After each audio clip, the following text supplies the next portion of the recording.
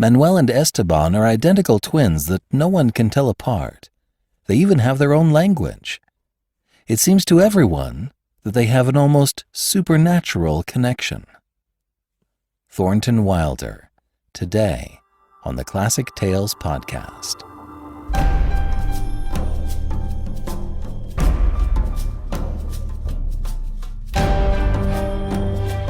Welcome to the Classic Tales podcast. Thank you for listening.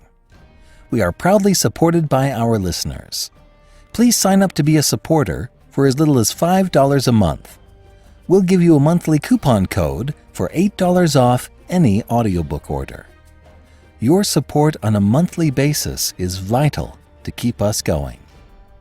Go to classictalesaudiobooks.com and become a financial supporter today.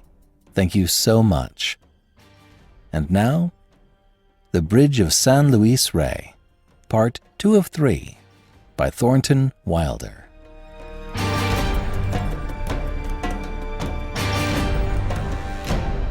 Part 3, Esteban. One morning, twin boys were discovered in the foundlings' basket before the door of the convent of Santa Maria Rosa de las Rosas.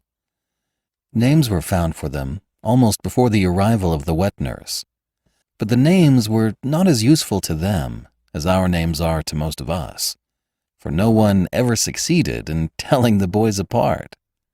There was no way of knowing who their parents were, but Lemmian gossips, noticing as the boys grew older how straight they held themselves and how silent and somber they were, declared them to be Castilian, and laid them in turn at all sorts of crested doorways. The person in the world who came nearest to being their guardian was the abbess of the convent. Madre Maria del Pilar had come to hate all men, but she grew fond of Manuel and Esteban. In the late afternoon, she would call them into her office, send for some cakes from the kitchen, and tell them stories about the Cid and Judas Maccabeus, and the 26 misfortunes of Harlequin. She grew to love them so that she would catch herself gazing deep into their black and frowning eyes, looking for those traits that would appear when they grew to be men. All that ugliness, all that soullessness that made hideous the world she worked in. They grew up about the convent until they were a little past the age when their presence began to be a slight distraction to the dedicated sisters. From thence, they became vaguely attached to all the sacristies in town. They trimmed all the cloister hedges. They polished every possible crucifix. They passed a damp cloth once a year over most of the ecclesiastical ceilings. All Lima knew them well. When the priest rushed through the streets carrying his precious burden into a sick room, either Esteban or Manuel was to be seen striding behind him, swinging a censer. As they grew older, however, they showed no desire for the clerical life. They gradually assumed the profession of the scribe. There were few printing presses in the New World, and the boys soon made a fair living transcribing comedies for the theater, ballads for the crowds, and advertisements for the merchants. Above all, they were the copyists of the choir masters, and made endless parts of the motets of Morales and Vitoria. Because they had no family, because they were twins, and because they were brought up by women, they were silent. There was in them a curious shame in regard to their resemblance. They had to live in a world where it was the subject of continual comment and joking. It was never funny to them, and they suffered the eternal pleasantries with stolid patience. From the years when they first learned to speak, they invented a secret language for themselves, one that was scarcely dependent on the Spanish for its vocabulary, or even for its syntax. They resorted to it only when they were alone, or at great intervals in moments of stress, whispered it in the presence of others. The Archbishop of Lima was something of a philologist. He dabbled in dialects. He had even evolved quite a brilliant table for the vowel and consonant changes from Latin into Spanish, and from Spanish into Indian Spanish. He was storing up notebooks of quaint lore against an amusing old age he planned to offer himself back on his estates outside Segovia. So when he heard one day about the secret language of the twin brothers, he trimmed some quills and sent for them. The boys stood, humiliated upon the rich carpets of his study, while he tried to extract from them their bread and tree and I see and I saw. They did not know why the experience was so horrible to them. They bled. Long shocked silences followed each of the Archbishop's questions, until finally one or the other mumbled an answer. The priest thought for a while that they were merely in awe before his rank and before the luxury of his apartment. But at last, much perplexed, he divined the presence of some deeper reluctance, and sadly let them go. This language was the symbol of their profound identity with one another. For just as resignation was a word insufficient to describe the spiritual change that came over the Marquesa de Montemayor on that night in the inn at Clujambucua, so love is inadequate to describe the tacit, almost ashamed oneness of these brothers. What relationship is it in which few words are exchanged, and those only about the details of food, clothing, and occupation, in which the two persons have a curious reluctance even to glance at one another, and in which there is a tacit arrangement not to appear together in the city, and to go on the same errand by different streets. And yet side by side with this, there existed a need of one another so terrible that it produced miracles, as naturally as the charged air of a sultry day produces lightning. The brothers were scarcely aware of it themselves, but telepathy was a common occurrence in their lives, and when one returned home, the other was always aware of it, when his brother was still several streets away. Suddenly they discovered that they were tired of writing. They went down to the sea and found an occupation in loading and unloading vessels, not ashamed of working side by side with Indians. They drove teams across the provinces. They picked fruit. They were ferrymen.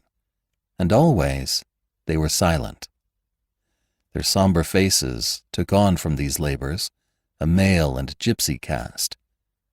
Their hair was seldom cut, and under the dark mat their eyes looked up suddenly surprised and a little sullen.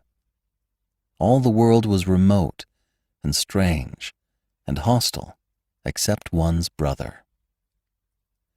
But at last the first shadow fell across this unity, and the shadow was cast by the love of women. They had returned to the city and resumed the copying of parts for the theater. One night the manager, foreseeing a thinning house, gave them a free admission. The boys did not like what they found there. Even speech was for them a debased form of silence. How much more futile is poetry, which is a debased form of speech. All those allusions to honor, reputation, and the flame of love, all the metaphors about birds, Achilles, and the jewels of Ceylon were fatiguing. In the presence of literature, they had the same darkling intelligence that stirs for a time behind the eyes of a dog, but they sat on patiently, gazing at the bright candles and the rich clothes. Between the acts of the comedy, the Paracole stepped out of her role, put on 12 petticoats, and danced before the curtain. Esteban had some copying still to do, or pretended so, and went home early. But Manuel stayed on. The red stockings and shoes of the Paracole had made their impression. Both brothers had fetched and carried their manuscripts up and down the dusty stairs behind the stage. There, they had seen an irritable girl in a soiled bodice mending her stockings before a mirror while her stage director read aloud her lines for memorization. She had let fall upon the boys for a moment the detonation of her amazing eyes, immediately dissipated in her amused recognition that they were twins. Forthwith, she had dragged them into the room and placed them side by side.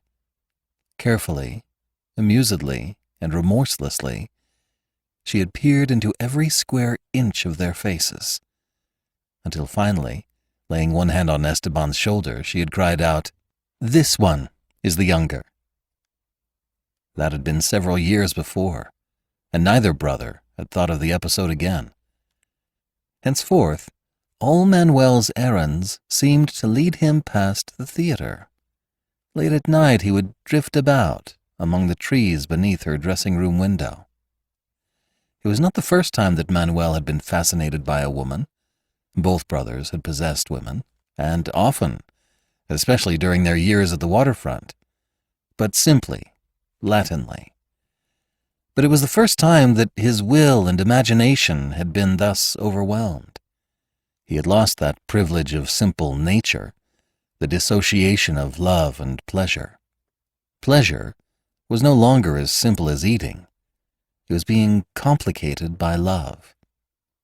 Now was beginning that crazy loss of one's self, that neglect of everything but one's dramatic thoughts about the beloved, that feverish inner life, all turning upon the pericole, and which would have so astonished and disgusted her had she been permitted to divine it.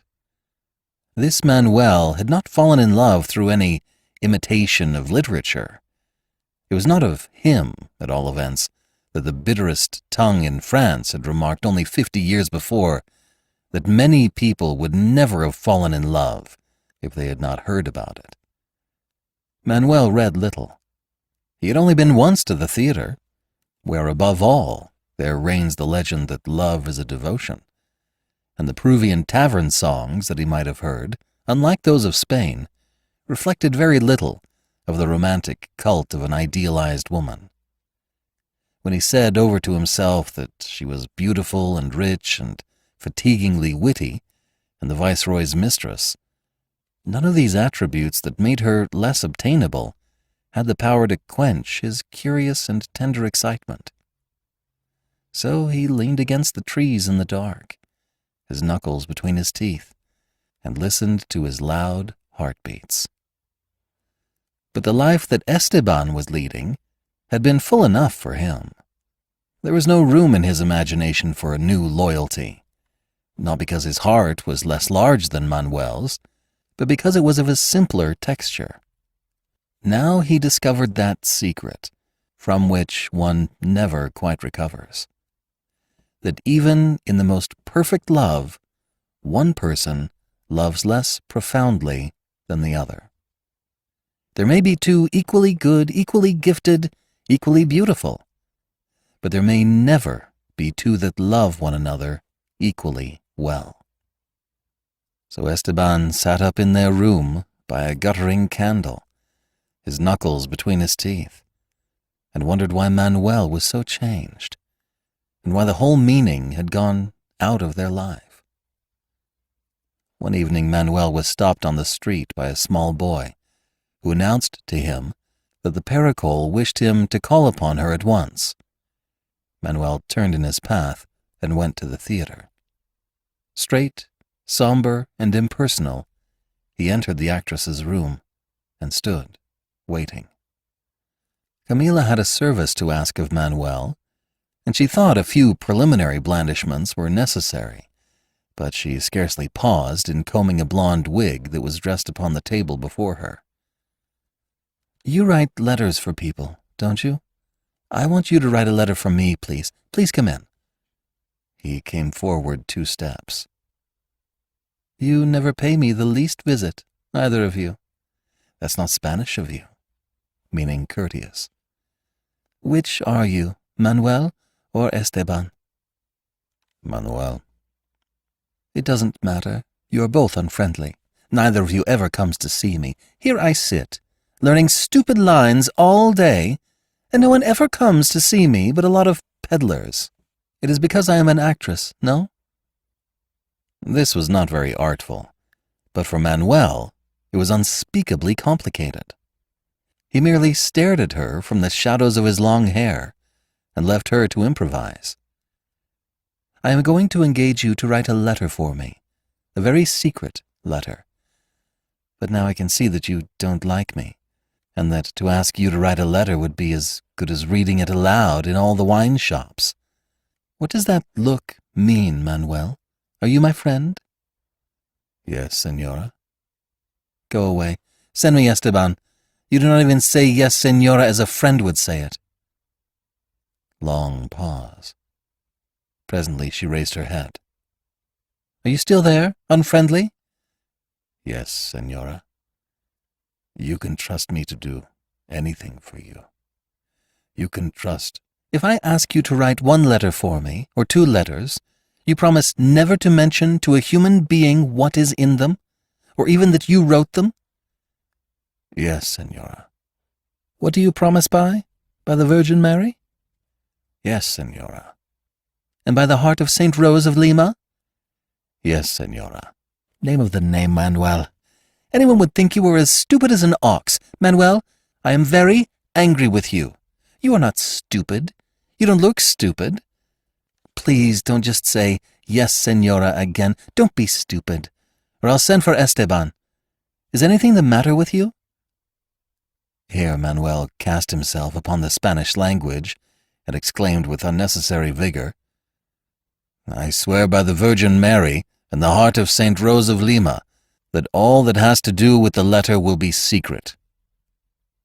Even from Esteban? Prompted the Pericol. Even from Esteban. Well, that's better. She motioned him to sit down at a table where writing materials were already laid out. As she dictated, she strode about the room, frowning, swinging her hips. With her arms akimbo, she hugged her shawl about her shoulders defiantly. Camila Pericol kisses the hands of your Excellency and says, no, take another piece of paper and begin again. The Senora Micaela Villegas, artist, kisses the hands of your Excellency and says that, being the victim of the envious and lying friends that Y.E.'s goodness permits about him, she can no longer endure Y.E.'s suspicions and jealousy. Y.E.'s servant has always valued Y.E.'s friendship, and has never committed, nor even thought, an offense against it. But she can no longer fight against the calumnies that Y.E. believes so readily.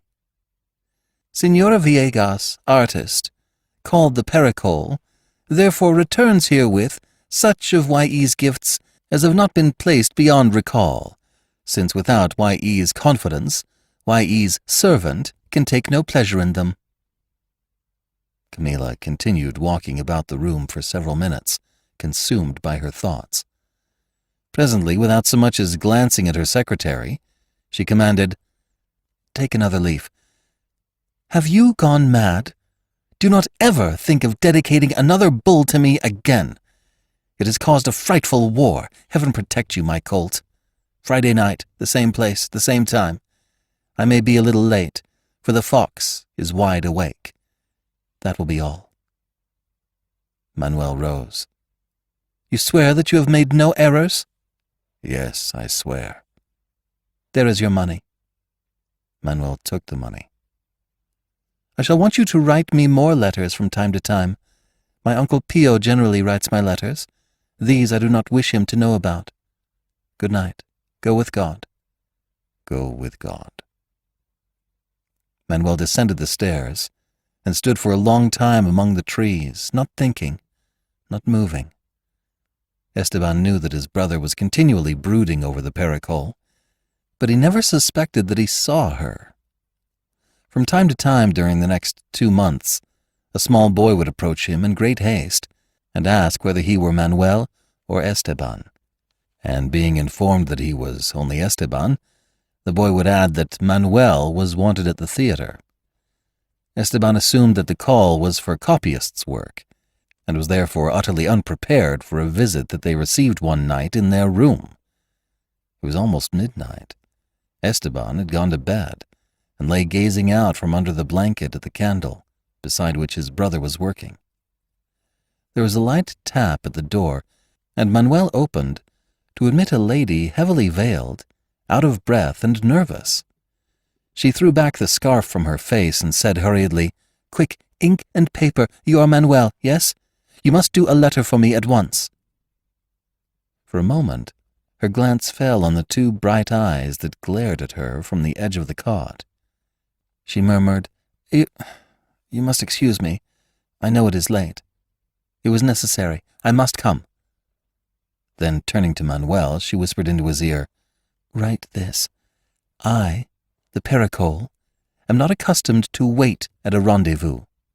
Have you finished that? You are only a cholo, and there are better matadors than you, even in Lima. I am half Castilian, and there are no better actresses in the world. You shall not have the opportunity. Have you got that? To keep me waiting again, cholo, and I shall laugh the last, for even an actress does not grow old as fast as a bullfighter. To Esteban in the shadows, the picture of Camila leaning over his brother's hand and whispering into his ear was complete evidence that a new congeniality had formed, such as he would never know. He seemed to shrink away into a pace, infinitely tiny, infinitely unwanted. He took one more glance at the tableau of love, all the paradise from which he was shut out, and turned his face to the wall. Camilla seized the note the moment it was done, pushed a coin along the table, and in a last flurry of black lace, scarlet beads, and excited whispers, left the room. Manuel turned from the door with his candle. He sat down, put his hands over his ears, his elbows on his knees. He worshipped her. He murmured to himself over and over again that he worshipped her, making of the sound a sort of incantation and an obstacle to thought. He emptied his mind of everything but a sing-song, and it was this vacancy that permitted him to become aware of Esteban's mood. He seemed to hear a voice that proceeded from the shadows, saying, Go and follow her, Manuel. Don't stay here. You'll be happy. There's room for us all in the world. Then the realization became even more intense, and he received a mental image of Esteban going a long way off and saying goodbye many times as he went. He was filled with terror.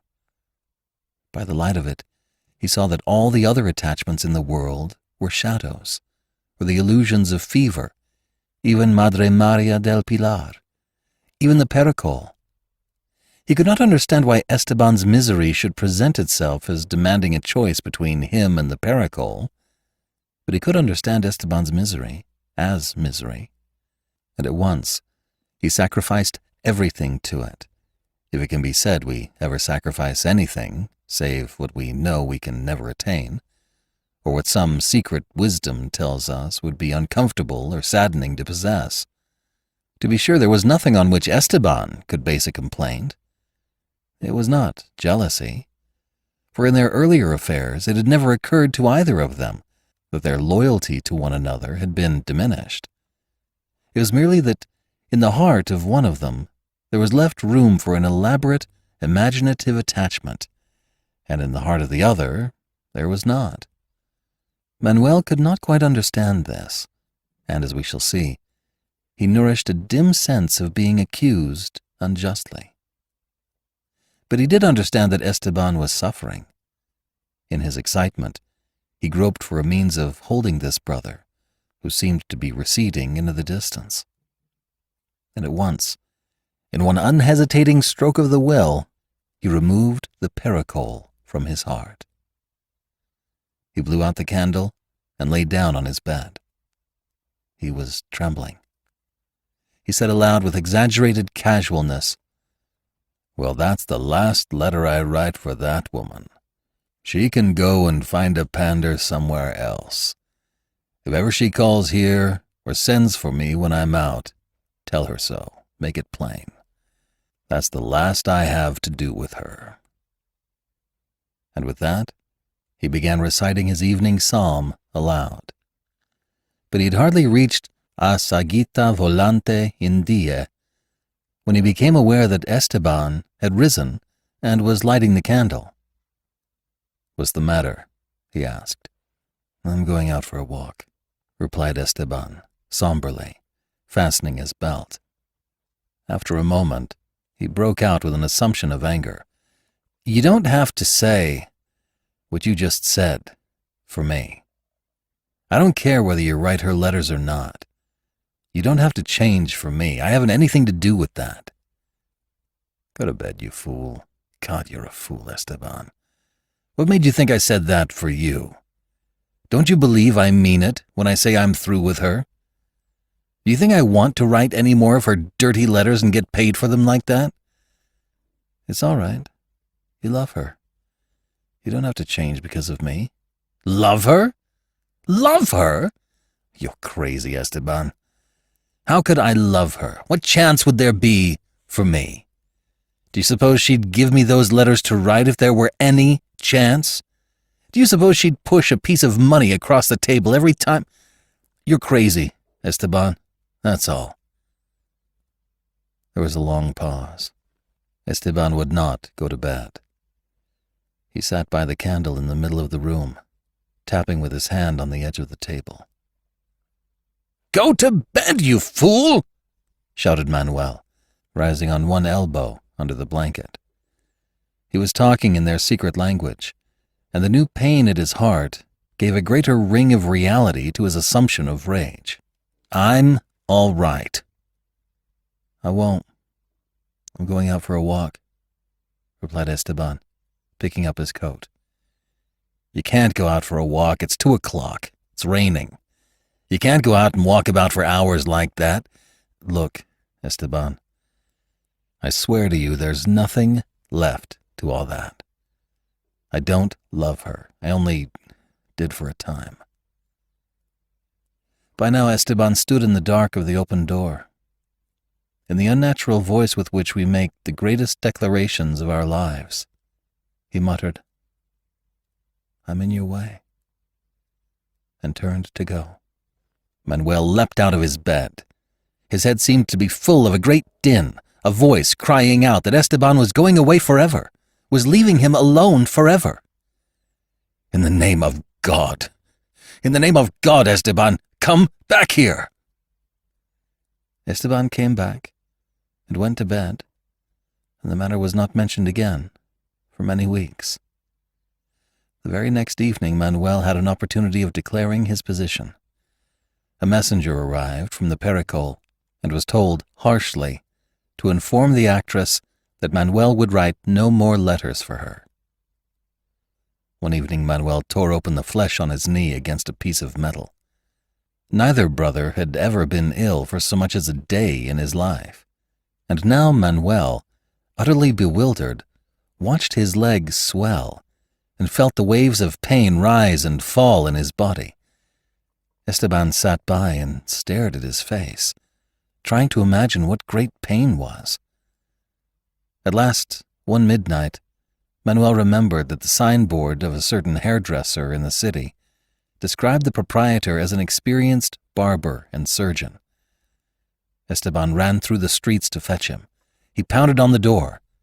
Presently a woman leaned out of a window and announced that her husband would be back in the morning. During the fearful hours that followed, they told one another that when the doctor had seen the leg, all would be well. He would do something about it, and Manuel would be out around the town in a day or two, even in a day, perhaps, even less than a day. The barber arrived and prescribed various draughts and ointments. Esteban was instructed to lay cold cloths on his brother's leg every hour. The barber withdrew, and the brothers sat down to wait for the pain to subside. But while they continued staring into one another's face, waiting for the miracle of science, the pain grew worse. Hour after hour, Esteban approached with his dripping towel, and they discovered that the moment of its application was the worst of all. With all the fortitude in the world, Manuel could not prevent himself from shouting and from flinging himself about upon the bed. Night came on, and still Esteban stolidly waited and watched and worked. 9, 10, 11. Now, when the time drew near to apply the cloths, the hour struck so musically from all those towers. Manuel would plead with Esteban not to do his work. he would resort to guile and declare that he scarcely felt it. But Esteban, his heart bursting with pain and his lips a line of iron, would roll back the blanket and bind the towel fiercely in its place. Manuel gradually became delirious, and under this application, all the thoughts he did not permit himself in his right mind would burst, magnified, from his mouth. Finally, at 2:00, out of his mind with rage and pain, and flinging himself half out of the bed until his head struck the floor, Manuel cried, "God condemn your soul to the hottest hell there is! 1,000 devils torture you ever, Esteban! God condemn your soul! Do you hear?" At first, the air gone out of his body, Esteban went out into the hall and leaned against the door, his mouth and eyes wide open. Still he heard from within, "Yes, Esteban. May God damn your beastly soul forever! Do you hear that? For coming between me and what was mine by right. She was mine. Do you hear? And what right had you?" And he would go off into an elaborate description of the pericole. These outbursts recurred hourly. It was some time before Esteban was able to realize that his brother's mind was not then clear. After some moments of horror, in which his being a devout believer had its part, he would return to the room and go about his duties with bent head. Towards dawn, his brother became serener, for what human ill does not, dawn, seemed to be an alleviation. It was in one of these intervals that Manuel said calmly, "God's son, I feel better, Esteban. Those cloths must be good after all. You'll see. I'll be up and around tomorrow. You haven't slept for days. You'll see, I won't cause you any more trouble, Esteban." "It's no trouble, you fool. You mustn't take me seriously when I try and stop you putting on the old cloths, Esteban." A long pause. At last, Esteban brought out, barely audible, Don't you think it would be fine if I sent for the pericole? She could just come and see you for a few minutes, I mean." "Her? You still thinking about her? I wouldn't have her here for anything." "No." But Esteban was not content yet. He dragged up a few more phrases from the very center of his being. "Manuel, you still feel, don't you, that I came between you and the pericole? And you don't remember that I told you it was all right with me? I swear to you, I'd have been glad if you'd gone away with her, or anything." "What are you bringing that up for, Esteban? I tell you, in God's own name, I never think of that. She's nothing to me. When are you going to forget that, Esteban? I tell you, I'm glad things are as they are. Look, I gotta get angry when you keep going back to that." "Manuel, I wouldn't speak of it again. Only when you get angry at me about the cloths, you get angry at me about that too. And you talk about it, and you—" "Look, I'm not responsible for what I say. My old leg hurts then, see?" "Then you don't damn me to hell because it looks like I came between you and the pericole?" "Damn you to— What makes you say that?" "You're going crazy, Esteban. You're imagining things. You haven't had any sleep, Esteban. I've been a curse to you, and you're losing your health because of me. But you'll see. I won't trouble you much more. How could I damn you to hell, Esteban, when you're all I've got? Understand, see, that when the cold cloths go on, I just lose myself. See, you know. Don't think about it twice. It's time to put them on now. I won't say a word." "No, Manuel, I'll skip this time. It won't do you any harm. I'll just skip this time. I've got to get well, Esteban. I've got to get up soon, you know. Put them on. But 1 minute. Give me the crucifix. I swear, by the blood and body of Christ, that if I say anything against Esteban, I don't mean it. And it's just the foolish words when I'm dreaming because of the pain in my leg. God make me well again soon. Amen. And put it back. There. Now I'm ready. Look, Manuel, it won't hurt if I skip just this once, see?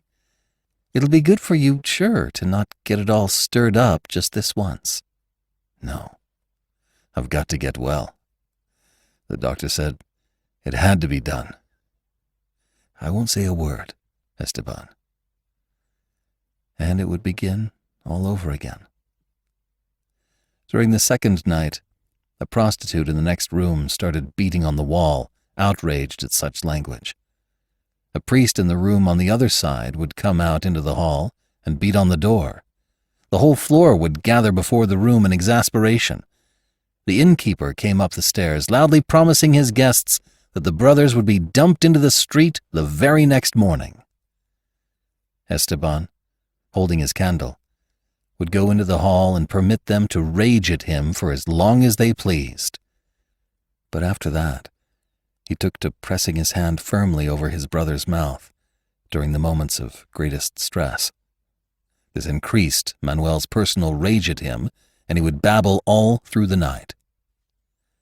On the third night, Esteban sent for the priest, and amidst the enormous shadows, Manuel received the sacrament and died.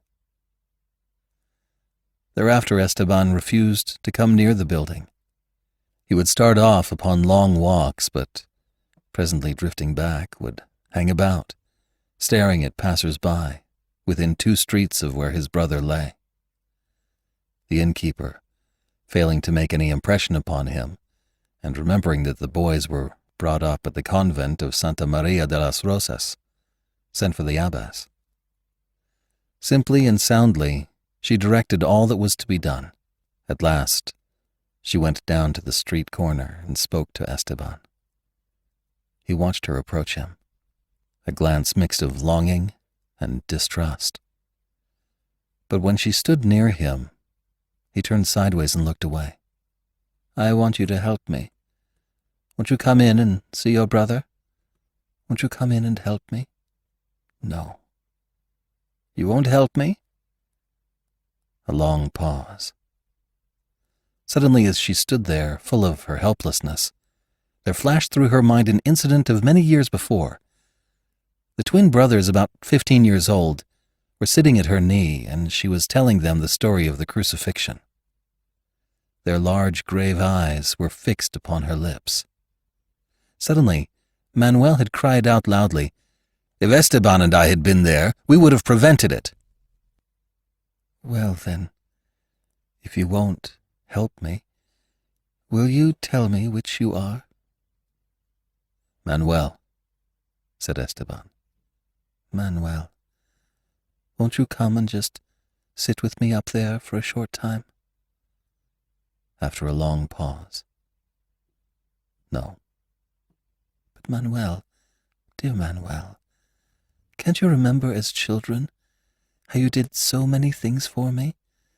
You were willing to go across the town on some little errand. When I was ill, you made the cook let you bring me my soup. Another woman would have said, Do you remember how much I did for you? Yes. I too, Manuel, have lost.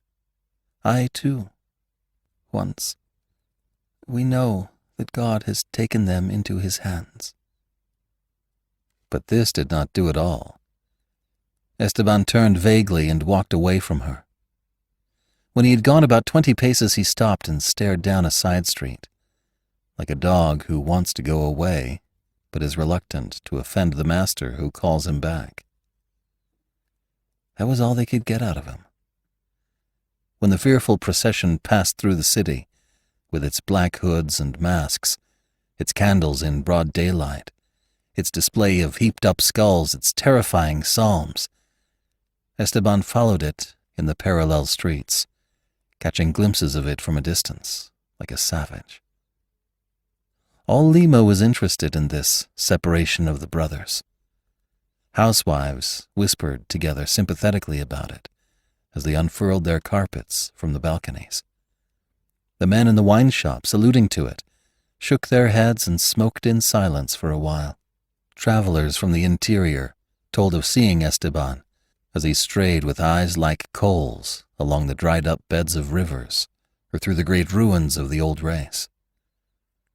A herder of llamas had come upon him, standing upon a hilltop, asleep or dazed, wet with dew under the stars. Some fishermen surprised him swimming far out from shore. From time to time he would find work to do. He would become a shepherd or a Tartar, but after a few months he would disappear and stride from province to province. But he always returned to Lima. One day he appeared at the door of the Paracol's dressing room.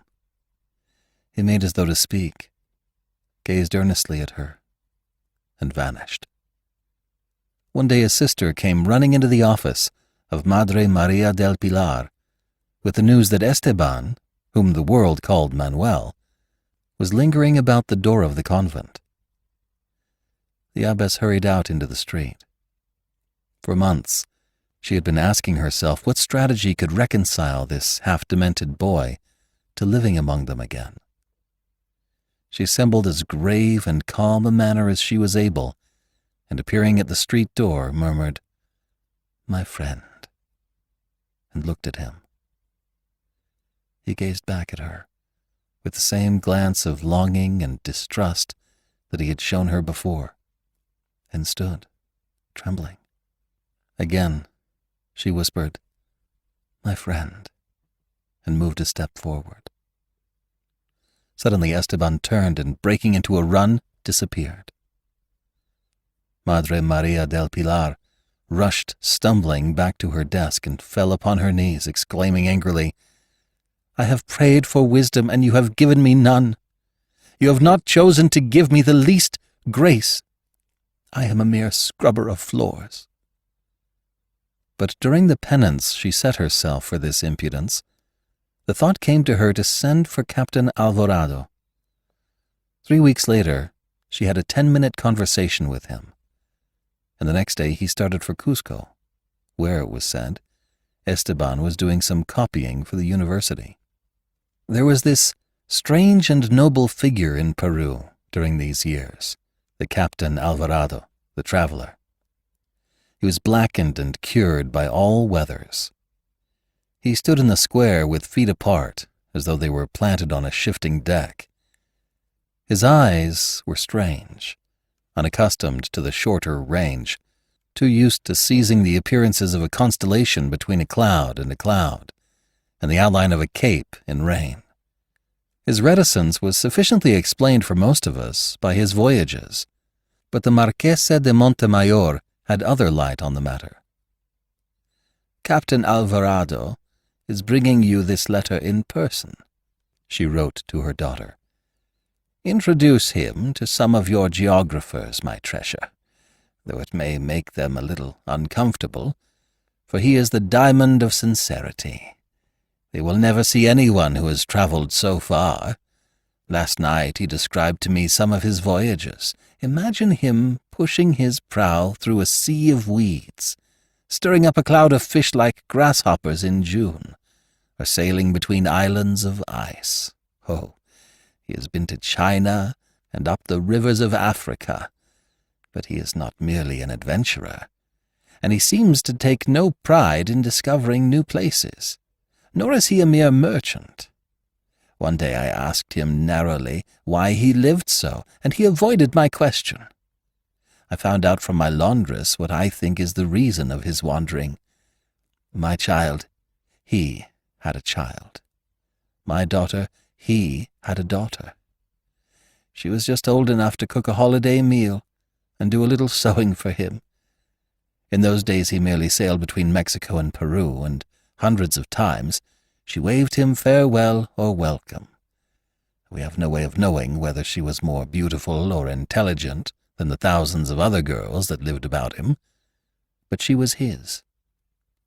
I suppose it seems ignoble to you that a great oak of a man should go about the world like a blind man about an empty house, merely because a chit of a girl has been withdrawn from it. No, no. You cannot understand this, my adored one. But I understand, and grow pale. Last night he sat with me and talked of her. He laid his cheek against his hand, and, looking into the fire, he said, "It sometimes seems to me that she is away upon a voyage, and that I shall see her again. It seems to me that she is in England."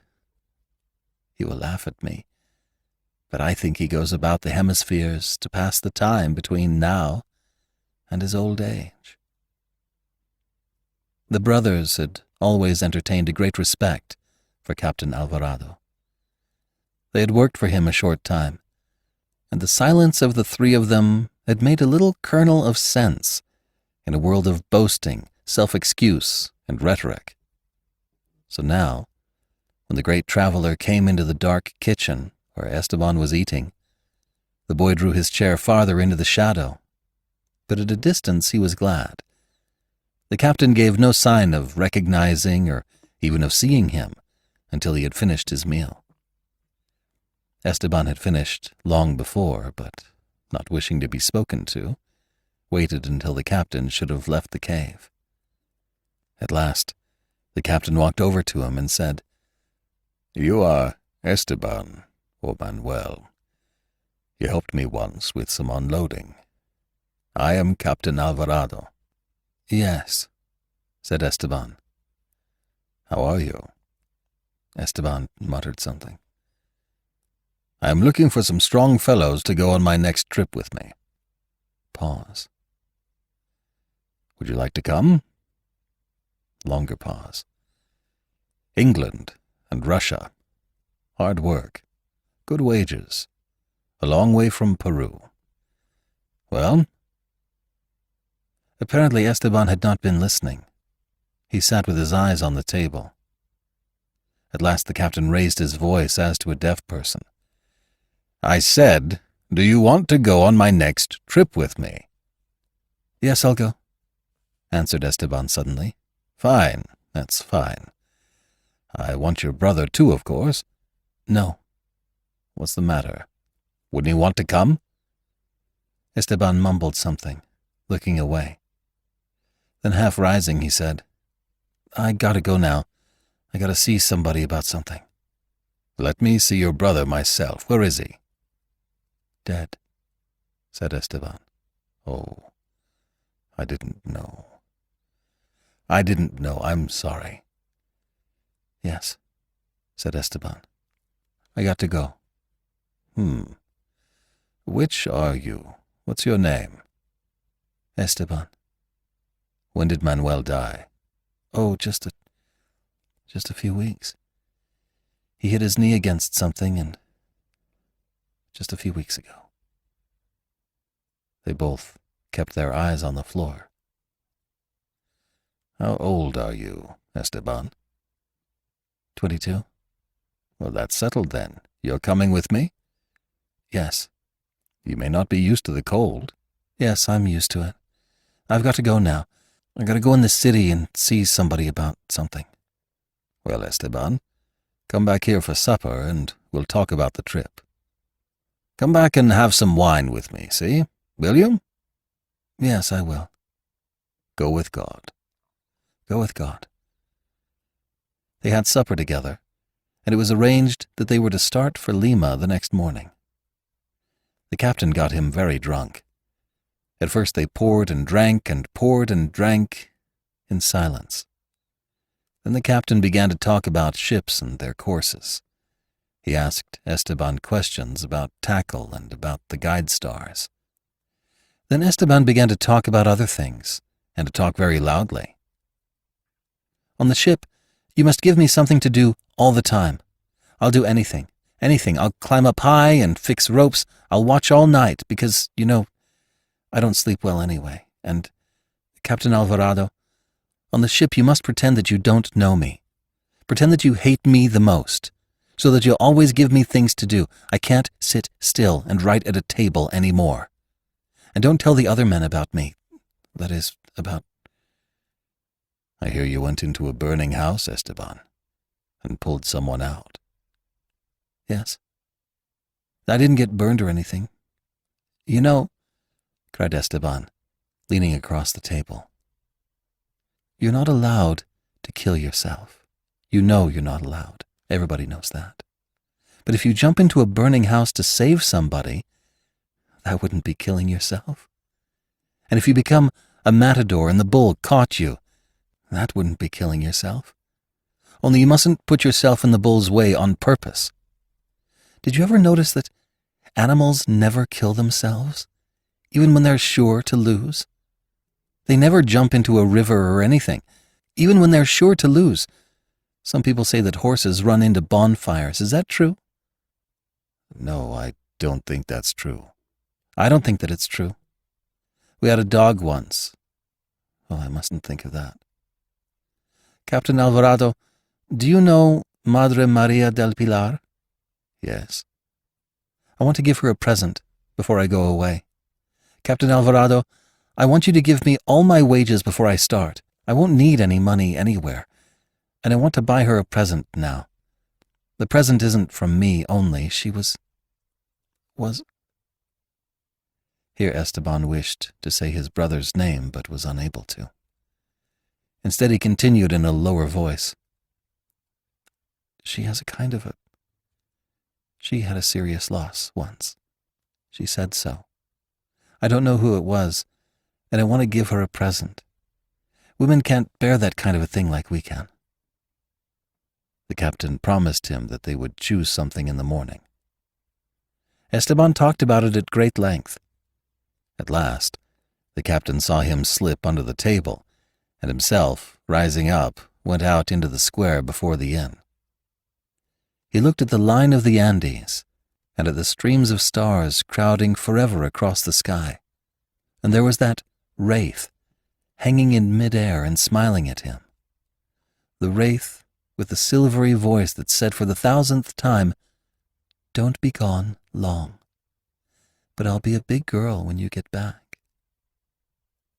Then he went within and carried Esteban to his room and sat looking at him for a long while.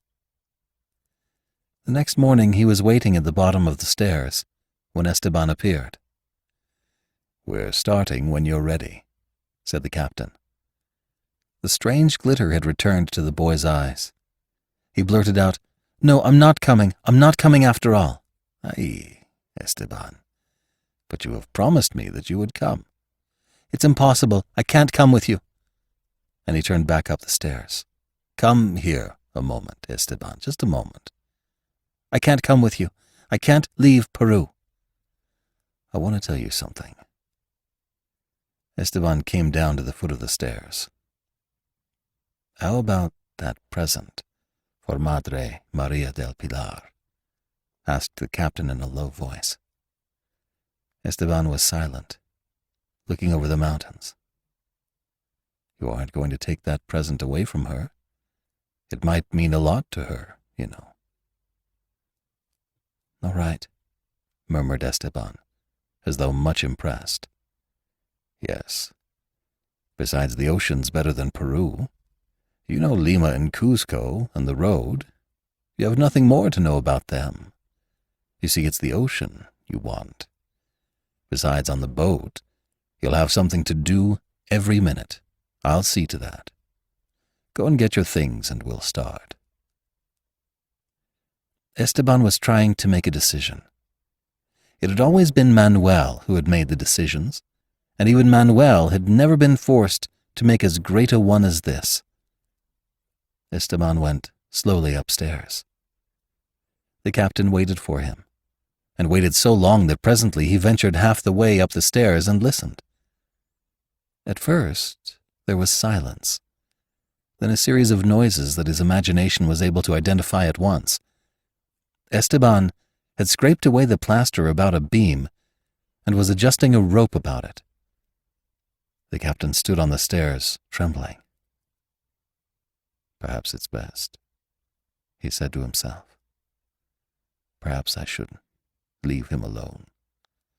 Perhaps it's the only thing possible for him. Then, on hearing another sound, he flung himself against the door, fell into the room, and caught the boy. "Go away!" cried Esteban. "Let me be! Don't come in now!" Esteban fell face downward upon the floor. "I am alone, alone, alone," he cried.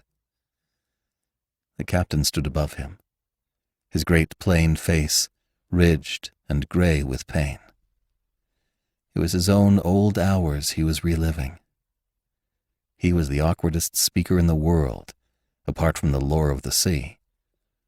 But there are times when it requires a high courage to speak the banal. He could not be sure the figure on the floor was listening, but he said, "We do what we can. We push on, Esteban, as best we can. It isn't for long, you know. Time keeps going by. You'll be surprised at the way time passes." They started for Lima. When they reached the bridge of San Luis Rey, the captain descended to the stream below in order to supervise the passage of some merchandise. But Esteban crossed by the bridge and fell with it.